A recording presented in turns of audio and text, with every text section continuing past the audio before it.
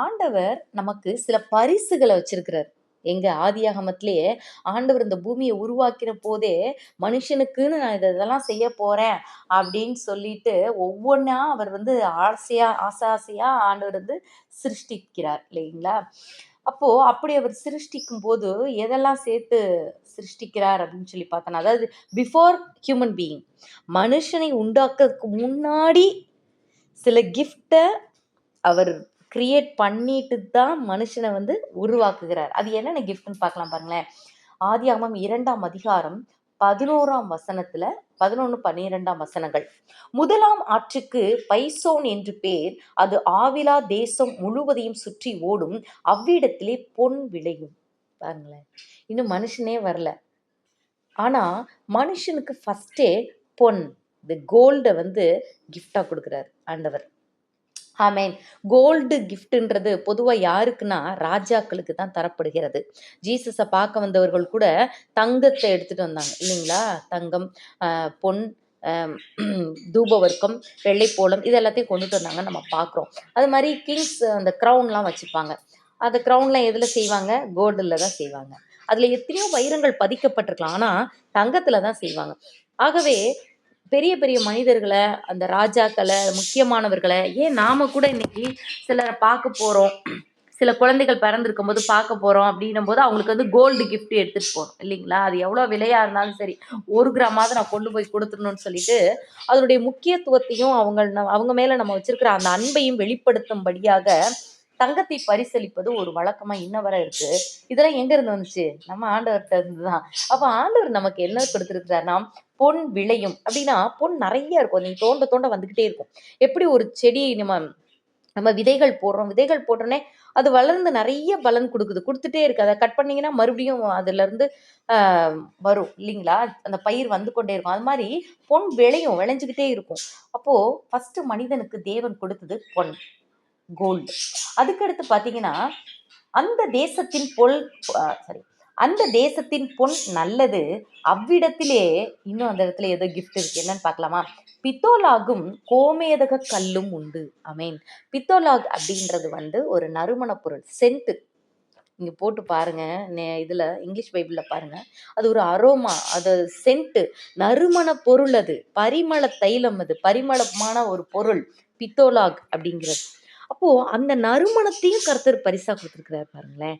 ஹல்லேலூயா. நாம நினைச்சுக்கிறோம், ஏய் இது பெர்ஃப்யூம், அது பாடி லோஷன், அது இதுன்னு சொல்லிட்டு பாடி பாடி ஸ்ப்ரே, இது சென்ட், இது பெர்ஃப்யூம், இது அத்தர், அப்படி விதவிதமா டிசைனா பேர் வச்சுட்டு இப்பதான் இதெல்லாம் கண்டுபிடிக்கப்பட்ட மாதிரி நம்ம நினைச்சுக்கிட்டு இருக்கோம். இல்லை இல்லை இல்லை, கர்த்தர் மனிதனை உருவாக்கும் முன்பாகவே, என் பிள்ளை இவன் வந்து ஒரு ராஜா, நான் ராஜா, இவன் இந்த உலகத்துக்கு ராஜா, இந்த பூமியில் இருக்கக்கூடிய மிருகங்கள், பறவைகள், ஊரும் பிராணிகள், இந்த பூமியின் எல்லாவற்றையும் அவன் ஆண்டு கொள்ள பிறந்தவன் சொல்றத ஒரு சிம்பாலிக் ரெப்ரசன்டேஷனாக தான் கோல்டை வந்து விளைய வைத்தார். அதுக்கடுத்து நறுமணம், இவன் நறுமணமான ஒரு வாழ்க்கை வாழ்வான், இவன் வந்து இந்த உலகத்துக்கே நறுமணம்னா இந்த மனிதன் தான், மனித வர்க்கம் தான் அப்படின்றத ரெப்ரசன்ட் பண்றதுக்கு தான் என்ன பண்ணாரு, இந்த பரிமள தைலத்தை, பரிமளம், அந்த பித்தோலாக வந்து காட் கொடுத்துருக்காங்க. அதுக்கடுத்து பார்த்தோன்னா கோமேதக கல்.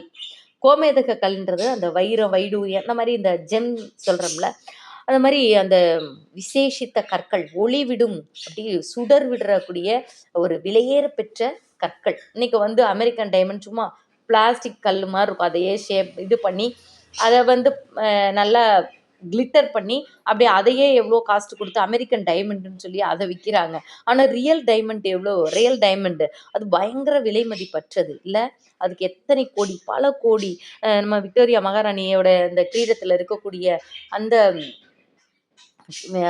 கோமேதக கல், அந்த கல், அந்த வைரக்கல், அது என்ன கல்லுன்னு கூட நமக்கு தெரியல பாருங்க, அந்த அளவுக்கு இருக்கிறோம் நமக்கும் அதுக்கும். அப்போ அந்த வெளியேறப்பெற்ற கல், அந்த வைரக்கல் வந்து அது பல 1000 கோடி சொல்றாங்க. அவ்வளோ ஒரே ஒரு கல்லுங்க, ஆனா ஆண்டவர் எவ்வளவு படைச்சிருப்பார் பாருங்க. அந்த இடம் ஃபுல்லா கோமேதக கல் உண்டு. ஸோ இப்படியாக மனிதனை தேவன் அதிக அதிகமாய் நேசித்து அவனை நம்மளை வந்து அவ்வளவா நேசிக்கிறார். அல்லேலூயா. நாம் வந்து பொன்னை போல பரிசுத்தத்துக்கும் பொண்ண குடுக்கலாம்ல. ஒப்பு குடுக்கலாம். ஒப்புமைப்படுத்தலாம். ஸோ பொன்னை போல பரிசுத்தமான தூய வாழ்க்கை வாழ்வதற்காகவும், நறுமணமுள்ள வாழ்க்கை வாழ்வதற்காகவும், அந்த கோமேதக கல்லைப் போல நம்ம வாழ்க்கை பிரகாசிக்கணும் அப்படின்றது தான் தேவனுடைய விருப்பமா இருக்கிறது. ஆமென். அல்லேலூயா, அல்லேலூயா. ஸோ ஆதாமை எவ்வளை படைத்தார். இன்னைக்கு கூட நம்ம வாழ்க்கையில நறுமணத்துக்கு குறைவாக இருக்கக்கூடிய நறுமணம் இல்லாத காரியங்கள் நம்ம வாழ்க்கையில என்ன இருக்கு? இன்னும் என்னிடத்துல அந்த பியூரிட்டி தேவனுக்கும் எனக்கும் இடையில என்ன செம்பு எவ்வளோ கலந்திருக்கு?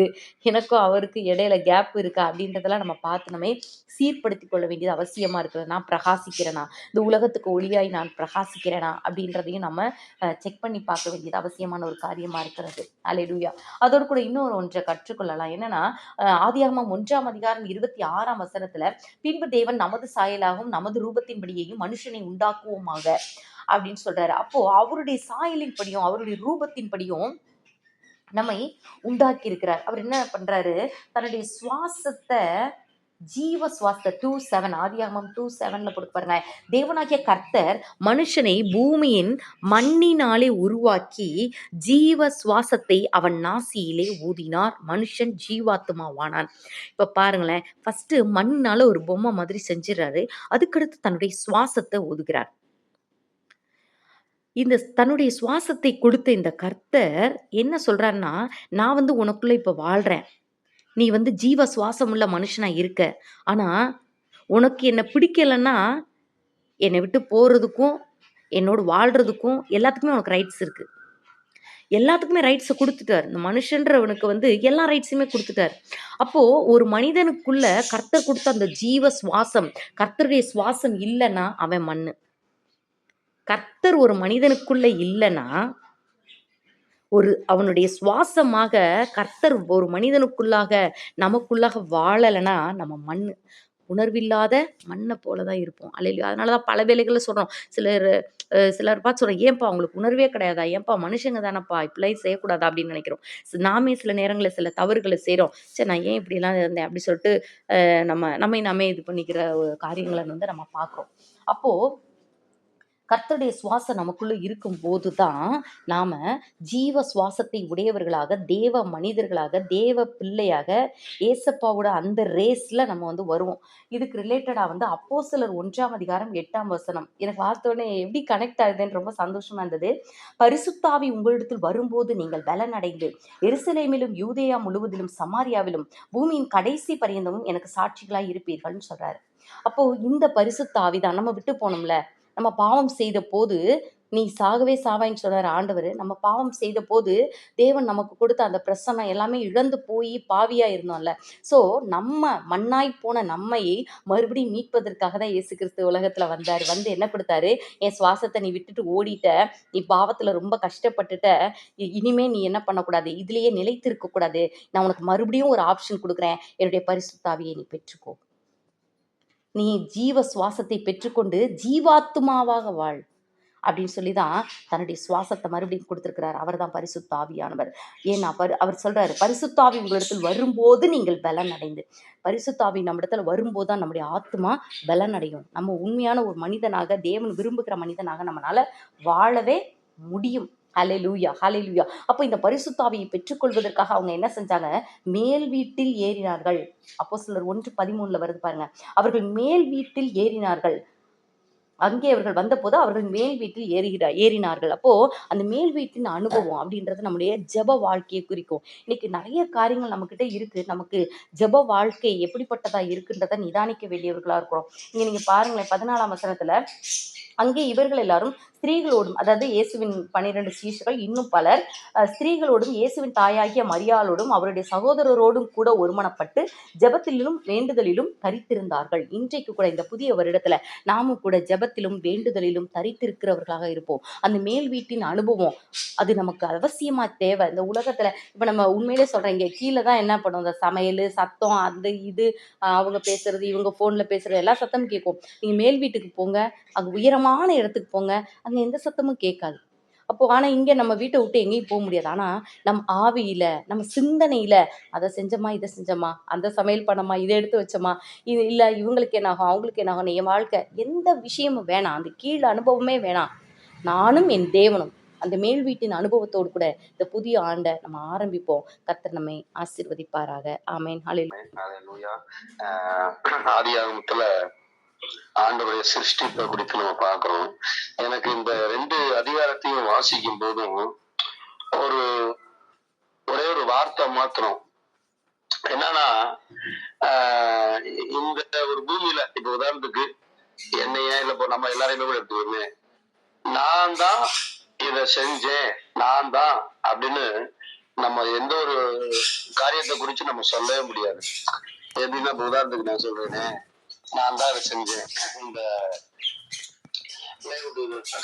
நான் தான் செஞ்சேன் அப்படின்னு நான் சொல்லவே முடியாது. ஏன்னா எனக்கு இந்த காரியத்தை செய்யறதுக்கு எனக்கு பலன் தந்தது யாரு? கர்த்தர். எனக்கு இந்த வேலையை செய்யறதுக்கு இந்த பிளைவுட் எல்லாம் இந்த கொடுத்தது யாரு? ஆண்டவர் மண்ணிலிருந்து கொடுத்தார். சோ இந்த விஷயத்த நான் தான் செஞ்சேன்னு நான் சொல்ல முடியாது. ஏன்னா எனக்கு பலனை கொடுத்ததும் கர்த்தர் தான், அந்த பொருளை கொடுத்ததும் கர்த்தர் தான். அதே போல சமையல் பண்றதுலயும் நான் தான் இந்த சோறாக்குனேன், நான் தான் இந்த குழம்பு வச்சேன் அப்படின்னு நீங்க சொல்ல முடியுமா? சொல்ல முடியாது. ஏன்னா அந்த சமையல் பண்றதுக்கு தேவையான ஞானத்தையும் பலனையும் கொடுத்ததும் கர்த்தர் தான். அந்த அரிசி, அந்த பருப்பு எல்லாமே எங்க இருந்து வந்தது? மண்ணில இருந்து வந்தது. சோ எந்த ஒரு மனிதனுமே நான் தான் இது பண்ணேன், இந்த காரியத்தை செஞ்சேன் அப்படின்னு எந்த ஒரு மனிதனுமே சொல்ல முடியாது. ஏன்னா நான் தான் இதை செஞ்சேன் அப்படின்ற வார்த்தைக்கு உரியவர் ஒருவர் மாத்திரம்தான். அவர் தான் ஆண்டவராகிய இயேசு கிறிஸ்து. ஏன்னா அவர் தான் பிதாவானவருடைய சித்தத்தின்படி வார்த்தையின் மூலமா அவர் சொல்ல பரிசுத்த ஆவியானுடைய உதவியினால அங்க சிருஷ்டிக்கப்படுது. ஆமென். ஹல்லேலூயா. அப்போ நான் தான் எல்லா காரியத்தையும் செய்தேன் அப்படின்ற வார்த்தைக்கு உரியவர் இயேசுவானவர் ஒருவர் மாத்திரம்தான். ஆமென். ஹல்லேலூயா.